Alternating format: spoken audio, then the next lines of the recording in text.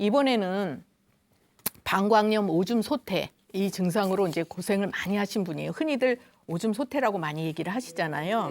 이제 이분은 50세이신 여자분이신데 생긴 모습이 좀 마른 편이에요. 몸이 좀 마른 편이시고 또 목이 이렇게 길어요. 그리고 이제 눈썹도 좀 진하신 분인데 이런 분들은 이분의 증상은 2년 전부터 이제 방광염 증상이 자주 생기시는 거예요. 거의 이제 한 달 반 정도 주기로 이 소변이 불편한 증상이 생기는데 소변 볼 때 찌릿하고 화끈거리고 또 막 뻐근하면서 이제 소변을 너무 자주 보고 그리고 소변 볼 때 막 진저리가 처지면서 닭살이 돋으신대요. 예. 그리고 또 이제 그 혈뇨가 가끔 나오시는 거예요. 소변에. 그리고 이분이 이제 50세인데 갱년기 증상이 있으시기 때문에 열이 올랐다 내렸다 하고 땀이 나고 이제 이렇게 불편한 증상도 있으시고 또 병원에서는 이제 혈뇨가 나오면서 소변에 균이 있다고 항암제를 또 처방을 해서 그걸 드시고 계세요. 좀 조금 이해가 안 되는 부분이긴 한데 그래서 이제 이 항암제를 드시다 보니까 소화불량이 굉장히 심해지시고 잠도 못 주무시게 그렇게 되셨어요. 그리고 이제 이분은 소화기가 그렇게 튼튼한 분은 아니기 때문에 이제 소화기가 계속 약해지시고 잠도 못 주시고 그렇지만 어쩔 수 없이 이제 약을 드시고 계시긴 하셨죠. 우리가 이제 보통 나이가 50이면은 간 기능이 약해지는 때예요. 그래서 이제 간의 기능도 약해지지만 간에 혈이 부족하기 때문에 매달 하던 생리를 이제 생리가 끊어지면서 폐경이 오게 되고 그때가 바로 갱년기에 해당하거든요. 그러면 우리 여성들이 한 달에 한 번씩 생리를 하실 때 이제 피가 빠져나오면 또 채워주고 이렇게 하면서 이제 매달 생리를 하시지만 50이 되면 간 기능이 약해고 간혈이 부족해서 빨리 채워주지를 못하니까 그 이후에도 계속 생리를 하면 굉장히 힘들어지는 거예요, 노후에. 그래서 49세에 폐경이 되는 것이 자연의 이치인 거예요. 노후에 고생하지 말게. 근데 이제 요새들은 영양이 좋기 때문에 막 50세 넘어까지 생리를 하시는데 어떤 면에서는 그건 조금 좀 몸으로는 마이너스다 이렇게 볼 수가 있어요. 우리가 14세에 생리를 시작해서 49세까지 하는 것이 제일 좋거든요.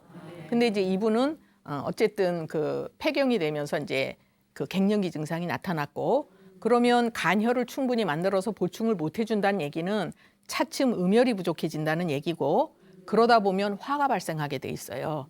그래서 갱년기 증상이 제일 흔하게 알고 있는 게 뭐예요? 열이 올랐다 내렸다 하고 땀이 나고 이런 증상이잖아요.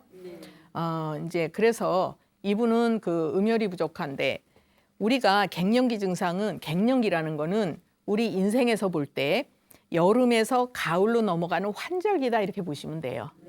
환절기는 기후가 어때요? 변화가 많잖아요. 그렇죠. 환절기는 기후의 변화가 많아요. 그러니까 몸으로서도 이제 변화가 많은 시기다 이렇게 볼 수가 있죠.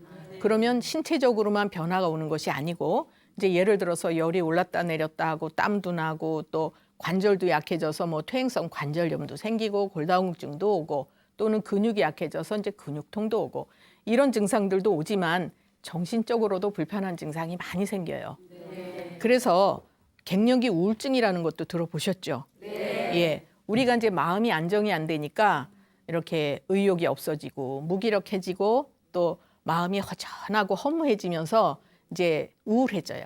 네, 그래서 우울하거나 불안하고 초조하거나 또 심하면 공황장애나 또 불면증 이런 증상도 생기는데 우리 한의학에서는 아무리 그런 뭐 공황장애니 우울증이니 이런 증상이 있다고 하더라도 그 원인은 음혈이 부족하고 화가 발생한 거거든요. 그러니까 그걸 이제 정신적으로 치료를 하는 게 아니에요. 그 정신적인 면만 보고 치료를 한다는 거는 증상을 그냥 덮어서 겉으로 드러나지만 않게 해주는 거다 이렇게 볼 수가 있거든요. 그래서 이제 이분 같은 경우에 이렇게 갱년기 증상도 있었고 그다음에 또 아까 이제 혈뇨가 나온다고 얘기를 했는데 이 방광염 증상은 대개 신경을 많이 써서 화가 많이 쌓이거나 또 체력이 많이 딸리거나 또 기름진 음식을 먹거나 이렇게 이제 습열이 많이 쌓여서 나타나는 증상에 해당하고 또 혈뇨라는 거는 혈뇨 뭔지 아시죠? 소변으로 피가 나오는 증상이잖아요. 그 혈뇨도 예민하신 분들이 신경을 많이 썼든지 갑자기 화를 내든지 이럴 때 이제 피가 소변으로 따라 나오는 거예요. 그래서 이분이 이제 상당히 예민하신 분이기 때문에 이런 이제 혈뇨 증상까지 오신 거예요. 그래서 음혈을 보충하고 화를 풀어드리고 이런 치료를 해드렸어요. 그랬더니 차츰 소변이 이제 이렇게 혈뇨가 나오니까 소변색이 진했었는데 우선 좋아지는 것이 이제 소변이 맑아지고 또 머리가 맑아지고 여러 가지 증상들이 좋아지셨어요.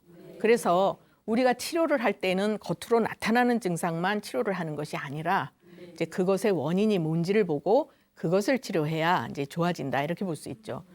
이분이 이제 워낙 오줌 소태 증상이 심했기 때문에 이 한 2년 전쯤에 왼쪽 무릎 수술을 하셨는데 수술을 하고도 통증이 굉장히 심했었어요.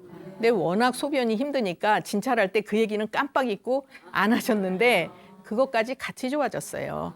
그럼 그건 무슨 얘기냐 하면 증상을 일일이 나열을 하지 않더라도 원인이 같은 증상은 같이 치료가 된다는 얘기예요. 그래서 이제 한의학은 이렇게 전체적으로 보고 근본 원인을 조절하면 여러 가지 격가지로 나타난 증상도 같이 좋아질 수 있다. 이렇게 볼 수가 있습니다. 예, 그래서 이제 이분은 오줌 소태 혈뇨로 이제 고생하신 분이었고요.